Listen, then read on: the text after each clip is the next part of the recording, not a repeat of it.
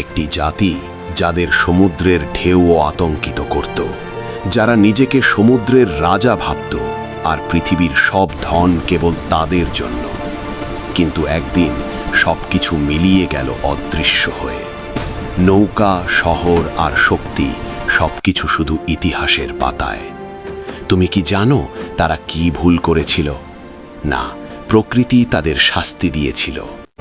আজ আমরা জানব সেই ভয়ঙ্কর আজাবের গল্প, যা সমুদ্র চুপচাপ রাখে না। প্রাচীনকালে সমুদ্র জাতি ছিল এক অসাধারণ জাতি। তাদের শহর সমুদ্রের ধারে, বন্দরের মাধ্যমে তারা দূর দেশে বাণিজ্য করত। মাছ ধরা, নৌকা নির্মাণ, সমুদ্র পথে চলাচল সবকিছু তাদের শক্তি আর গর্বের প্রতীক। তাদের জীবনে শুধু সমৃদ্ধি ছিল, কিন্তু সেই অহংকারই তাদের পতনের বীজ বুনেছিল।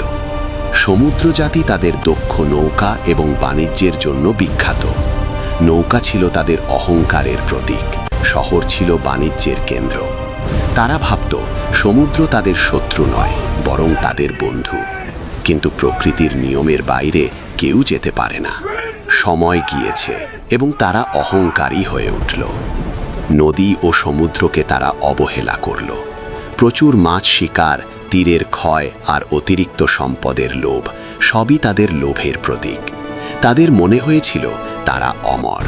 হঠাৎ প্রকৃতি তাদের শাস্তি দিল। সমুদ্র উত্তাল হয়ে উঠল, ঘূর্ণিঝড় আঘাত করল শহরে।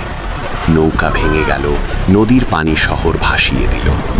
মানুষ ঘরে আটকে রইল, খাবার ও পানি নেই। চারপাশে শুধু ধ্বংস আর চিৎকার। ধন, ক্ষমতা সবকিছু মুহূর্তের মধ্যে বিলীন। বেঁচে থাকা মানুষ আশ্রয়হীন হয়ে পড়ল। সমৃদ্ধি, শিল্পকলা, প্রযুক্তি সবই ধ্বংসপ্রায়। কিছুক্ষণেই তাদের ইতিহাস মুছে গেছে। সমুদ্র জাতির এই আজাবি ইতিহাসে এক সতর্ক বার্তা হিসেবে লেখা রয়েছে। যে জাতি অহংকারে ভরা, তার অবশিষ্ট কেবল ধ্বংস। এই ধ্বংস আমাদের শিখিয়েছে প্রকৃতির প্রতি অহংকার কখনো ক্ষমা করে না। ক্ষমতা থাকলেও প্রকৃতির নিয়ম অমান্য করা বিপজ্জনক। পৃথিবী আমাদের দেয়, কিন্তু শাস্তিও হতে পারে। সতর্ক হও, সংরক্ষণ করো এবং প্রকৃতিকে শ্রদ্ধা করো। সমুদ্র জাতির এই আজাব আমাদের মনে করিয়ে দেয়, ইতিহাস ভুলে যায় না।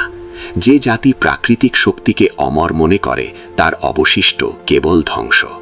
এই গল্প থেকে শিক্ষা নাও, প্রকৃতিকে সম্মান করো, অহংকারকে বিদায় দাও আর সত্যিকার শক্তি বুঝে নাও, কারণ প্রকৃতি কখনো ভুলে যায় না।